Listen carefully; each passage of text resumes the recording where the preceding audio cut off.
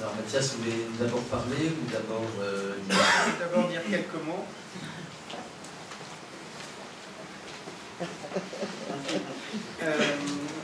Après avoir passé plusieurs années dans un laboratoire de neurobiochimie, j'avais vraiment besoin d'évasion et j'ai décidé d'essayer d'écrire un roman d'aventure.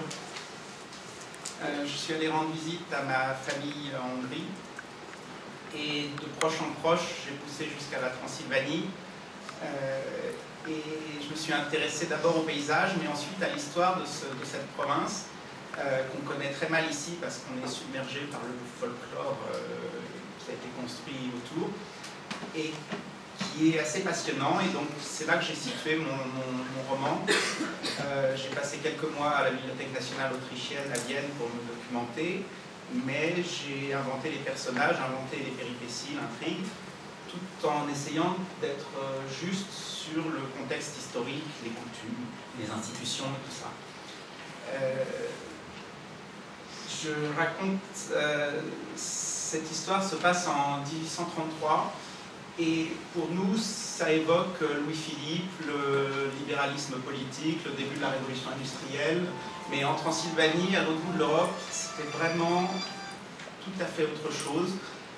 L'ancien régime, le féodalisme pur et dur, un monde très complexe avec des Magyars, des Valaques, des Saxons, des Séclaires, des gens qui parlaient le hongrois, l'allemand, le roumain, qui pratiquaient des religions différentes, qui habitaient chacun leur village. En passant d'un village à l'autre, on changeait complètement de législation, de statut, de langue, de religion, de monde. Tout ça dans un espace assez petit, dans une boucle des Carpates. Et j'ai trouvé que c'était d'un exotisme extraordinaire et une mine de tension pour écrire un roman d'aventure.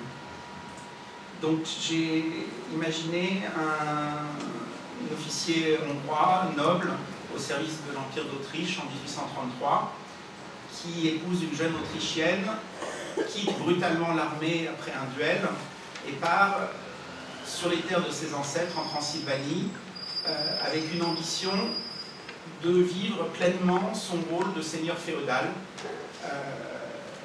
sans avoir aucunement conscience que ça peut être dépassé et anachronique. Il y a droit, il veut cette vie-là. Il entraîne sa jeune femme et arrivé là-bas, il va découvrir la complexité de la situation, d'abord les difficultés de ces domaines, parce qu'après des années et des années de gestion par des intendants à plusieurs centaines de kilomètres de distance à l'époque, les choses ne se passent pas très bien.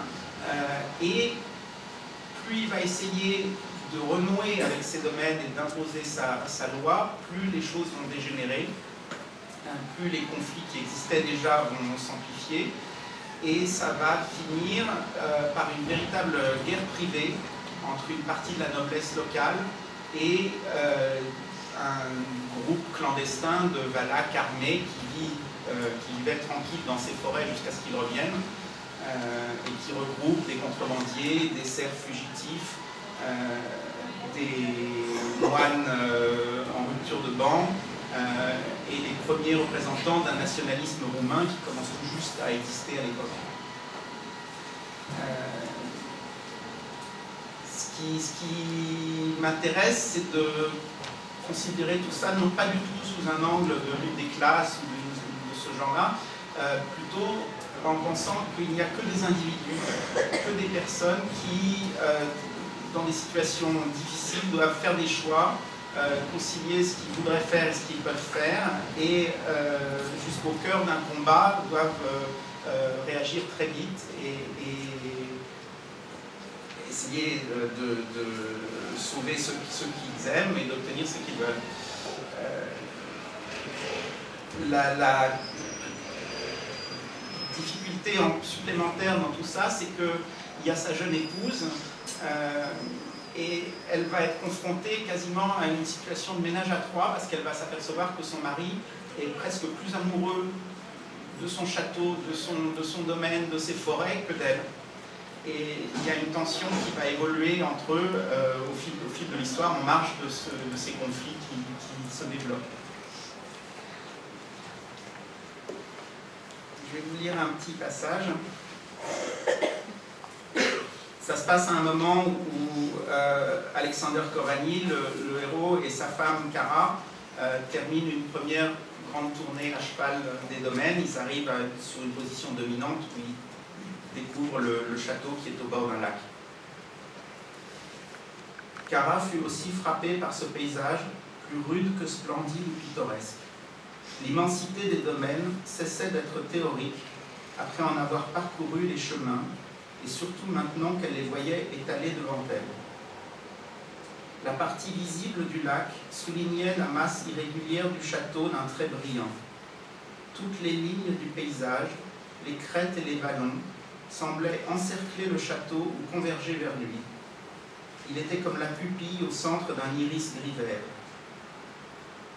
Les Corvagny burent chacun un grand verre de vin de la Baragna, sans enlever leurs gants, ternis par le cuir mal soigné des brides et le travail constant de chevaux à la bouche dure. Alexander se fit servir un second verre, l'éleva solennellement en direction du château et le versa en libation sur le sol. Tous le regardaient, surpris par la grandiloquence du geste. Cependant, comme si ce rituel païen improvisé ne lui suffisait pas, Alexander ramassa une poignée d'humus, de terre et de débris végétaux, la respira et la jeta devant lui, d'un geste de semeur qui englobait aussi bien le lac et le château que les sommets et le ciel. Il était soudain très loin des autres, sans pourtant se sentir seul. Presque tout ce qu'il voyait lui appartenait, il en était le maître sous le soleil, et il prenait symboliquement son bien en main. Il en assimilait la substance, en respirant son parfum, légèrement assaisonné de décomposition végétale, mais pour lui aussi pur et délicieux que celui de Cara. Il voulait que l'ensemble du panorama lui soit désormais aussi proche et intimement lié que ses propres bras et jambes. Et son ignorance encore grande des détails, des recoins et des secrets, ne changeait rien à l'affaire. L'ignorance quant à l'anatomie fine de son corps, quant à la manière dont les veines et les nerfs couraient sous sa peau, n'enlevait rien à la certitude que ce corps était le sien. Ainsi, en retrouvant sa terre, il se sentait réuni avec l'esprit de sa famille. La voix de Cara fit sortir Alexander de la transe où il s'égarait. Elle demanda quelque chose à manger et autorisa Lanfi et Paulus à boire à leur tour. À la faveur de cette pause et du vin, la fatigue et les découvertes partagées par Cara et Alexander se distillèrent en joie émerveillée. Le frisson qui parcourut Cara n'était pas dû au froid après l'effort ou aux bizarreries de son mari. Il tenait aussi du plaisir enfantin de recevoir un cadeau extraordinaire. Ils échangèrent regards et sourires en partageant cette émotion. La descente vers le château eut lieu à plus vive allure, car les chevaux étaient ragaillardis par l'approche de leur écurie. Le vent tomba alors qu'ils contournaient la pointe nord-ouest du lac. Les rides disparurent de la surface de l'eau, sur laquelle l'ombre se répandait déjà. Pendant la descente, lors des transitions entre file indienne et marche déployée, les deux époux jouèrent à se croiser d'assez près pour que les pieds de Cara frôlent parfois la jambe droite d'Alexander. Même les cris des corbeaux dérangés par la cavalcade n'avaient plus rien de sinistre. Cet oiseau macabre ornait les armoiries des Corvagny et les croassements apparurent de bon augure à Alexander comme une reconnaissance de sa prise de possession et une bénédiction de la sorte de second mariage qu'il venait de célébrer.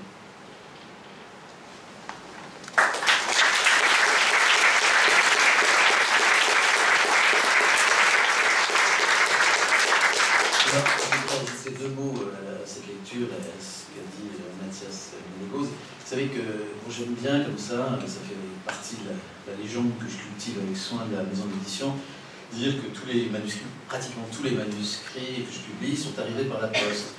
Et c'est vrai parce que bon, Emmanuel, même si j'ai raté son premier manuscrit, il était arrivé par la poste, Christine aussi, Pierre Patronin également, et Elisabeth Filleul aussi. Voilà.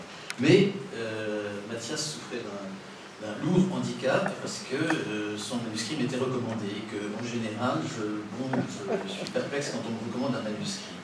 Bon, manuscrit par quelqu'un que je connaissais qui est proche de Mathias. Alors ça, c'était le premier handicap. Le deuxième handicap, comme je vous l'avais dit, c'est que, en principe, je ne suis pas un fan des romans historiques. Alors j'étais un peu embarrassé doublement parce qu'il y avait un roman historique d'une part et d'autre part un roman historique recommandé, le handicap. Et puis j'ai commencé à lire ce livre et j'ai été scotché de la première à la dernière page. J'ai dû lire en 36 heures, ce qui est bon, c'est un gros livre, hein, il fait 700 pages. Et je ne sais pas ce qui s'est passé, c'est l'agencement de l'intrigue, c'est la pureté de la langue est très très pure, vous avez pu vous rendre compte. Et il y a quelque chose de fascinant qui fait que, voilà, ce livre, alors je l'ai fait lire autour de moi, évidemment, dans la maison, et tout le monde est tombé sous le charme de ce livre. Voilà, je voulais le recommander.